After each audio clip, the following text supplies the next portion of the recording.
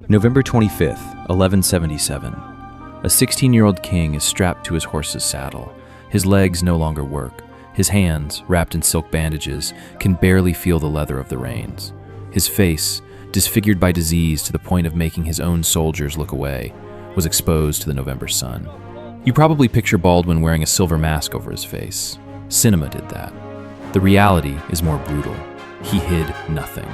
At most, a thin cloth over part of his face. Not a mask, not armor. Just a man with his disease on full display. But what this boy was capable of doing that day is still hard to believe. And the battle he fought is only half the story. The other half is what it cost.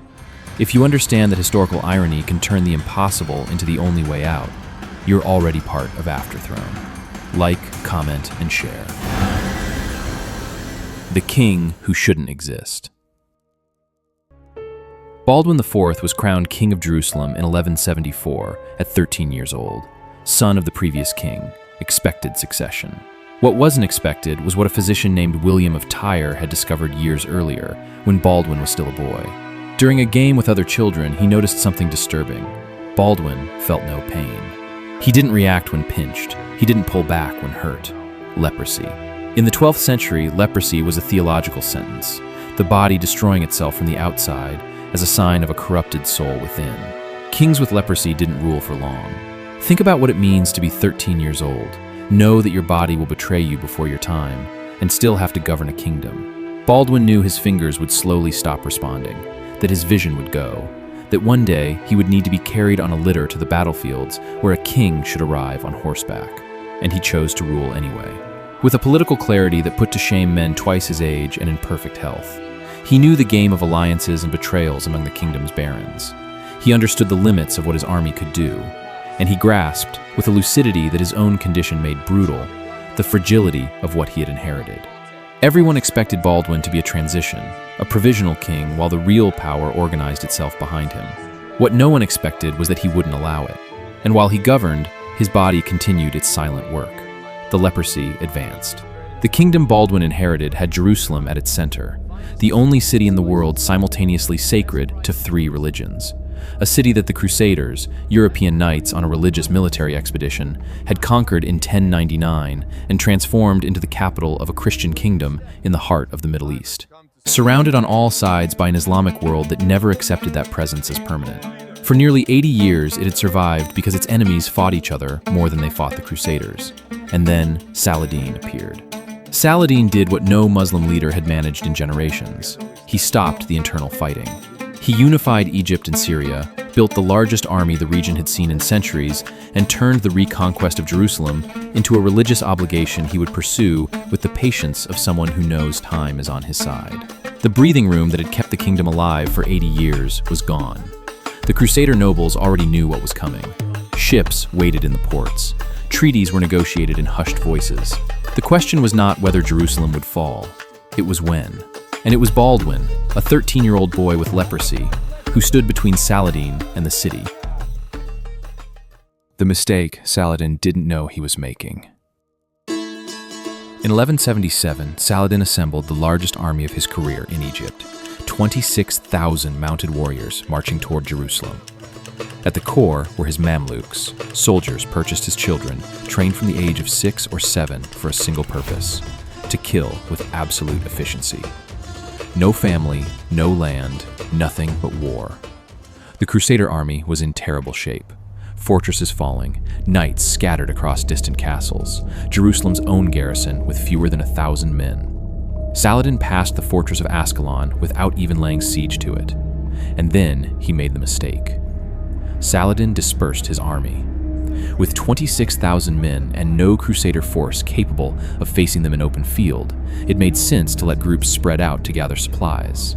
Discipline relaxed. His emirs were already dividing up the lands they would conquer. What Saladin didn't calculate, what no general of the era would have calculated, was that Baldwin would leave the walls. A 16-year-old king, leprosy in an advanced stage, 500 knights against 26,000. The only rational decision was to close the gates and wait. Every historical precedent pointed to that. Baldwin heard the scouts' reports. Saladin's army spread across kilometers, guard down, vulnerable, and he ordered the march.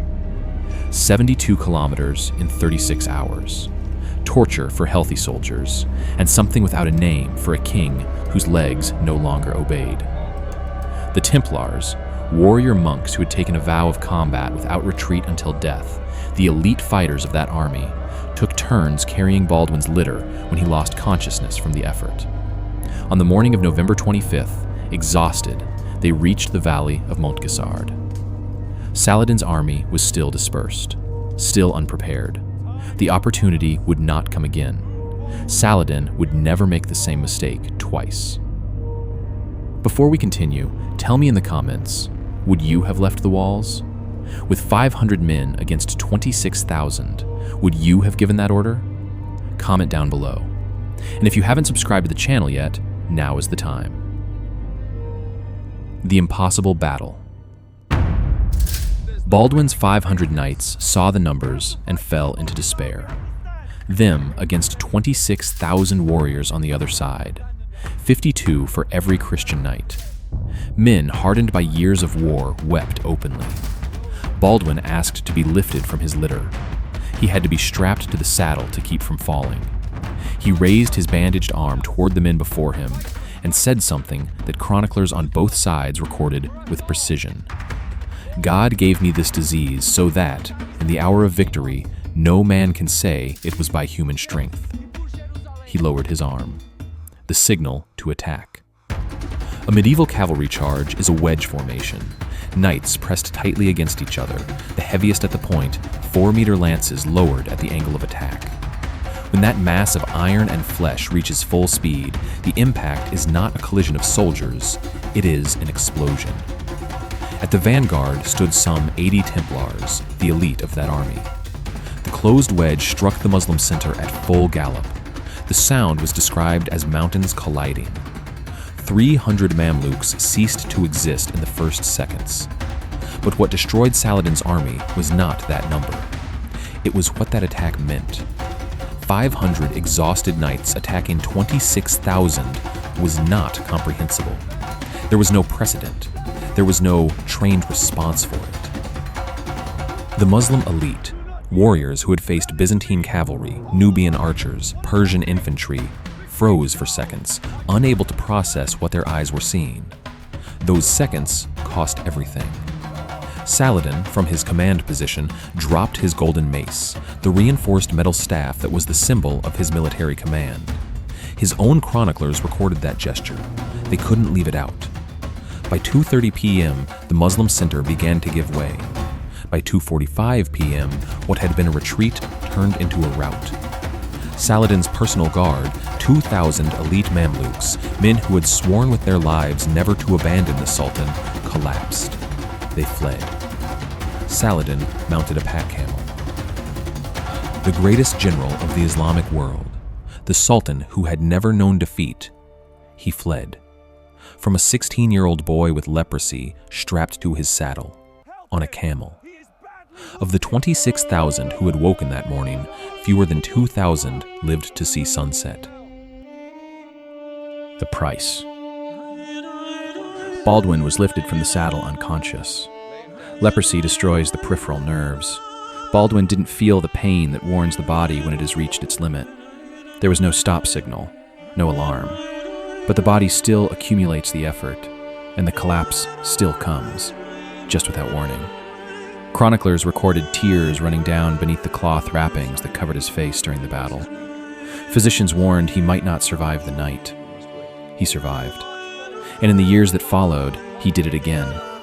In 1182, at 21 years old, already without the fingers of his hands, being carried on a litter, he led 750 knights against 30,000 of Saladin's warriors in the Jordan Valley, and came out without being destroyed.